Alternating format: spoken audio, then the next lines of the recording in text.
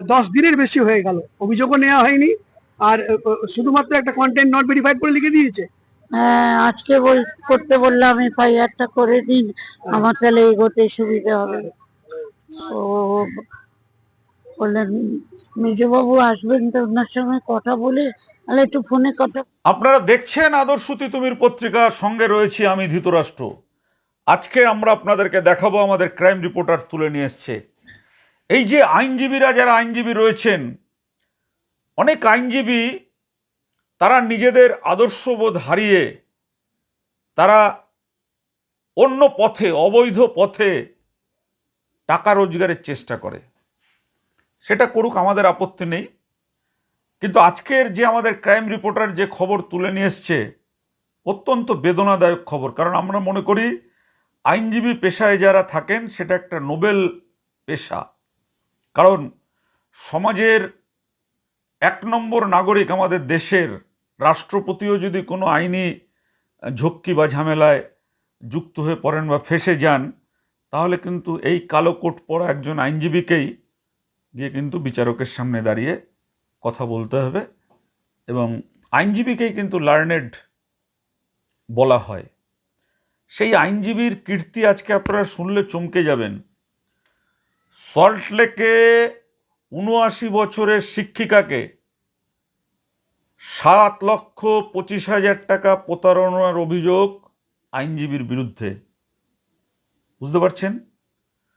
সল্টলেকে বৃদ্ধা target, FD ভাঙিয়ে ৭,২৫,০০০ হাতানোর অভিযোগ আইনজীবী রুদ্রনীল মিত্রের বিরুদ্ধে। কন্টেন্ট নট ভেরিফাইড লিখে দায় সারল থানা।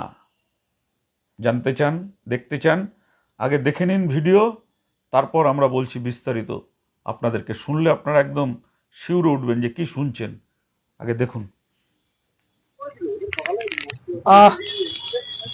আজকে আবার এলেন, এর আগেও তো কত তারিখে এসেছিলেন মনে আছে? হ্যাঁ, 28 গত মাসে। গত মাসে এসেছিলেন 28 তারিখে। তো সেদিনকার আজকে কি এফআইআর হলো? না, কি বলছে পুলিশ? এখন বলছে মেজবাবু নেই, আচ্ছা, যখন আসবেন তখন হবে, বসে থাকুন। এবার বস করিয়ে রেখেছে? হ্যাঁ, কতক্ষণ বসে আছেন? এটা আধা ঘন্টা হলো বসে আছি। আপনার বয়স? আমার বয়স 79 বছর বয়স। 79 বছরের মধ্যে এখানে আপনার একটা সামান্য অভিযোগ দিতে 10 দিনের বেশি হয়ে গেল, অভিযোগও নেওয়া হয়নি। আর শুধুমাত্র একটা কন্টেন্ট নট ভেরিফাইড করে লিখে দিয়েছে। হ্যাঁ, আজকে করতে বললাম এফআইআরটা করে দিন, আমার তাহলে এগোতে সুবিধা হবে। ও বললেন মেজবাবু আসবেন, তো ওনার সঙ্গে কথা বলে তাহলে একটু ফোনে কথা বলে নিয়ে লিখে দিলে আমি যেতে পারতাম। কোমরে ব্যথা করে বসতে পারি না। তো বলে ফোন ধরছেন না উনি। ফোন ধরছেন না? থানার ফোনে উনি বড়বাবু ধরছেন না, মেজবাবু ধরছেন না? বাইরে গেছেন। আপনি কি হয়রানির শিকার হচ্ছেন? হয়রানির শিকার তো হচ্ছি বটেই, পাশে কেউ নেই, এই বয়সে স্বামী নেই, সঙ্গে কেউ না থাকলে আজকালকার কিছু কাজ হয় না বাবা। আর এত দৌড়াদৌড়িও তো করতে পারি কত টাকা প্রতারণা করেছে দিদি আপনার সাথে? 7,25,000, আর সেই ইন্টারেস্টে বেড়ে এখন 7,40,000 হয়ে গেছে। সেই টাকাটা প্রতারণা হয়ে গেছে। কে করেছে প্রতারণা আপনার? করেছে রুদ্রনীল মিত্র, যাকে আমি অ্যাডভোকেট হিসেবে রাখবো ভেবেছিলাম, যে আমার বাড়ির নানান কাজকর্ম করবে। কিন্তু বাড়ির তো কোনো এখনো ডিল টিল কিছুই হয়নি। আপনার যিনি ইয়ে বললেন যে আপনি আপনি আপনার পরিবারকে উইল করতে চাইছেন, তার জন্য অ্যাডভোকেট রিক্রুট করতে চাইছিলাম, চেনা হলে সুবিধা হয়। তো এই উকিল আপনাকে চেক দিয়েছিল? কোনো চেক দিয়েছিল, চেক 1 মাসের মাথায় দিল, সেটা বাউন্স হয়ে গেল। তো ক্যাশিয়ার বললো দেখে দিচ্ছি, বললো যে ড্রয়ার বলেছে স্টপ পেমেন্ট। আমি যখন সেটা জানালাম যেটা তো একটা ক্রিমিনাল অফেন্স, তো তুমি এরকম কাজ করলে কেন? বলে তুমি লোন হিসেবে নিয়ে, তো বললো যে আমি তো ফিজ হিসেবে নিয়েছিলাম। কত টাকা হয়? আমি বাড়িগুলো পুরো বিল করিয়েছি 85,000 টাকা। আর সেটা তুমি 1 তলার একটা গিফট ডিড করবে, তাতে এত টাকা তো হয় না, তুমি কেন আমাকে আপনাকে ঠকানো হয়েছে। প্রচন্ড ভাবে ঠকানো হয়েছে। আমি ভুলে যাই যে আমি একটা শিক্ষিত মহিলা। আমি নিজে আপনি প্রফেসর একজন। পার্ট টাইম লেকচারার ছিলাম শিক্ষক কলেজেই। তো 3 বছর কাজ করেছি, তারপরে টিচারি এই করেছি। এই এই এই- এই টাকাটা কবে ফেরত দেবে বলেছিল আপনাকে 10 রুদ্রনীল? দিনের মধ্যে। টাকা দেয়নি? না, শুধু ফেরাচ্ছে, শুধু লাস্টে ফোনে কবে কথা হয়েছে আপনার সাথে? ফোনে হোয়াটসঅ্যাপ করেছি গত সপ্তাহেও। বললাম আমি হাসপাতালে আছি, এলে দেবো। মিথ্যে কথা বলছে তাই তো? মিথ্যে কথা পুরো। হাসপাতালে হয়তো বসে আছে, মিথ্যে তাও কথা তো বলছে। জানি না। কেননা প্রত্যেক শুক্রবার বলছে সোমবার দেবো, প্রত্যেক শুক্রবার বলছে সোমবার দেবো। ওই করতে করতে 45 ডেজ চলে গেলে আমি তো রিপোর্ট করতে পারবো না। সেইটাও জানে যে আফটার 45 থানাও তো ডেজ। কমপ্লেন নিচ্ছেন আপনার। কমপ্লেন নিয়েছে কিন্তু এফআইআর করছে না। এবার এবার আপনি কি বিধাননগরের পুলিশ কমিশনার বা ঊর্ধ্বতন কর্তৃপক্ষের কাছে যাবেন আপনার এই আমি বিষয়টা নিয়ে? যেতে চাই, কিন্তু এফআইআর না হলে কি তারা কথা শুনে? আমার তো কেউ নেই সঙ্গে। এই বয়সে এতগুলো টাকা, 7,30,000 টাকা, আপনি তো নিশ্চয় হয়ে গেলেন। 25,000 ইন্টারেস্ট হয়ে 40 হয়ে গেছে তো। মানে হ্যাঁ, নিঃস্ব মানে কি, আমার তো একটা বাজেট আছে সংসার খরচার, সেই বাজেটে টান পড়ছে। কতগুলো টাকা দিল বদমাইশ দুষ্টু। থানাতেও হয়রানি হচ্ছেন আপনি। থানাতেও আমাকে যে একটা বয়স্ক মানুষ সব করে এফআইআরটা করে দিই, হাতেরটা রেখে দিয়ে করে দিই, ওনাকে ছেড়ে দিই। আমি আগে এসছি একবার, এখনো বলছে বসে থাকুন ভেতরে গিয়ে। আমি তো আর বসতে পারছি না, কোমরে যতটা করছে।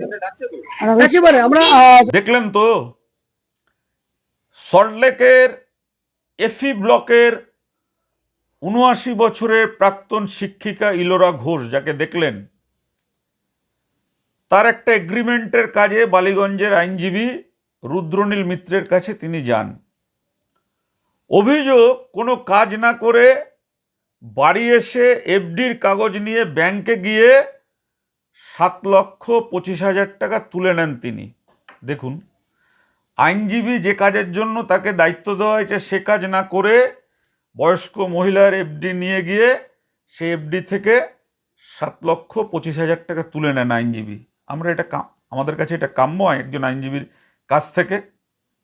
এরপর যখন তিনি ওই মহিলার কাছে, বয়স্ক মহিলার কাছে ধরা পড়ে যান, তখন তাকে একটা 7,30,000 টাকার একটা চেক দেন এবং সেই চেকটা বাউন্স করে।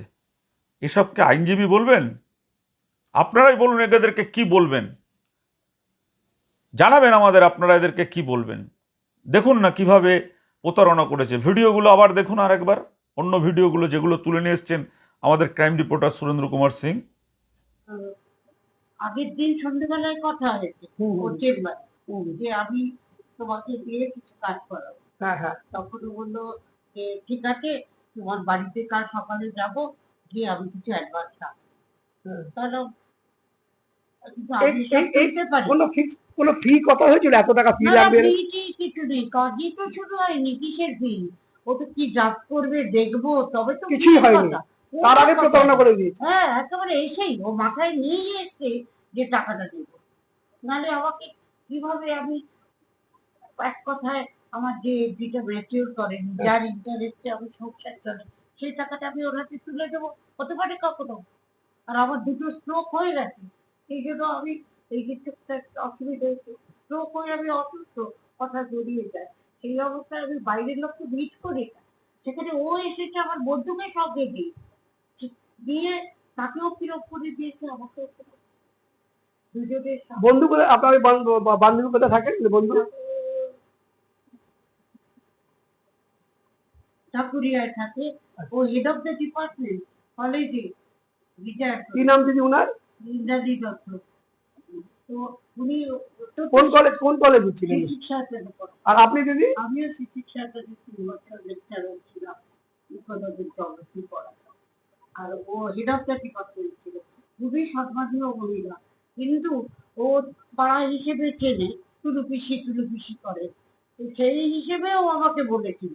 তো ছেলেটার সঙ্গে আমারও কোত্থেকে হয় না, কলকাতায় বর্ন অ্যান্ড ব্রট আপ, চেনা ঠিকই তো বেরিয়ে যায়। আমি ভাবলাম যদি চেনাই একটু বেরিয়ে গেল, তাহলে ওকে দিয়ে যাবে। ঠিক আছে। দেখলেন তো ভিডিও। এবার আপনাদের অভিমত বলুন তো। এই যে বৃদ্ধা যে অভিযোগ করছে বিধাননগর দক্ষিণ থানায় অভিযোগ করলেন, এত বড় অভিযোগ যে একটা এরকম ৭৯ বছরের বৃদ্ধার থেকে ৭,২৫,০০০ টাকার এফডি ভাঙিয়ে টাকা তুলে হাতিয়ে নিয়েছেন। সেখানে পুলিশ অভিযোগ পাওয়ার পরে পুলিশ সেই অভিযোগের মধ্যে একটা স্ট্যাম্প মেরে দিলেন, receiving stamp, content not verified লিখে দায় সারলেন। তদন্ত এগোয়নি। কেন এগোয়নি? ওই যে আইনজীবীর তকমা, কালো কোট গায়ে থাকলেই পুলিশ তাদেরকে ভয় পায়। আরে বাবা, আইন তো সকলের জন্য সমান। আইনজীবী অন্যায় করলে কি তিনি ছাড় পাবেন আইনের হাত থেকে? কোনো আইনজীবী যদি খুন করেন তাকে পুলিশ কোনো ব্যবস্থা নেবে না তার বিরুদ্ধে? আর আমার তো প্রশ্ন জাগে যে প্রকৃত সৎ আইনজীবী যদি হন তারা কখনো এইরকম করবেন না। তারা কখনো এইরকম করবেন না। আমাদের দেশ, আমাদের রাজ্যে অনেক এমন আইনজীবী আছেন যাদের দেখলে বা যাদের কাজকর্ম সম্পর্কে জানলে মানুষ তাদের পায়ে হাত দিয়ে প্রণাম করেন। কারণ আইনজীবীরাই তো হচ্ছে মানুষের মূল শক্তি। মানুষকে যখন ফাঁসি দেওয়া হয়, মানুষকে নির্দোষ হিসাবে আদালত থেকে, পুলিশের হাত থেকে মুক্ত করে নিয়ে আসেন সেই আইনজীবী। সেই আইনজীবী কিনা এরকম জালিয়াতি করছেন। আর পুলিশ কন্টেন্ট নট ভেরিফাইড লিখে কেন? এফআইআর হবে, আইনজীবী গ্রেপ্তার হবে, তার থেকে এই টাকা তুলে নিয়ে বৃদ্ধাকে ফেরত দিতে হবে। বৃদ্ধা বলছেন, আমাদের কষ্ট লাগছে, আমাদের চোখ দিয়ে জল বেরিয়ে যাচ্ছে, যে তার বাড়িতে আরও 2জন অসুস্থ সদস্য রয়েছে। এই যে এফডিটা ভাঙিয়ে নিয়েছেন, এই এফডির সুদে তাদের ওষুধ চলতো, মাসে যে ওষুধ লাগে সেই ওষুধ চলতো। ভাবতে পারছেন? এই আইনজীবী সেই ওষুধের টাকা তিনি তুলে নিয়ে নিয়েছেন। অভিযুক্তকে ফোনে ধরা হলে তিনি হাসপাতালে ভর্তির কথা বলেন, হাসপাতালে ভর্তি আছেন, তবে টাকা নেওয়ার কথা স্বীকার করেন বলে দাবি। যদি সে টাকা নেওয়ার কথা স্বীকার করেন তাহলে পুলিশের ভূমিকা কেন এমন হবে? পুলিশ কেন তার থেকে টাকাটা আদায় করে এই বৃদ্ধা মহিলাকে তুলে দিচ্ছেন না? কদিন বাঁচবেন এই বৃদ্ধা মহিলা? পুলিশের ঘরেও তো এরকম বৃদ্ধা মা রয়েছেন, যেখানে মুখ্যমন্ত্রী নতুন তিনি বলেছেন যে পুলিশকে মানবিক হতে হবে। এটা মানবিকতার লক্ষণ?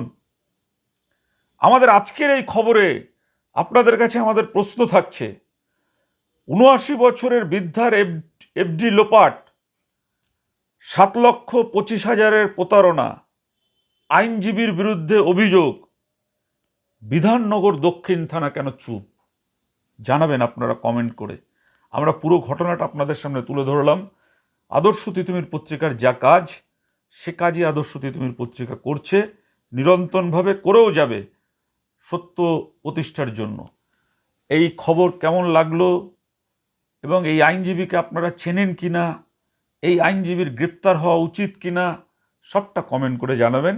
চ্যানেলটাকে সাবস্ক্রাইব করে রাখবেন এই ধরনের ব্যতিক্রমী খবর পাওয়ার জন্য। আজ পর্যন্ত নমস্কার।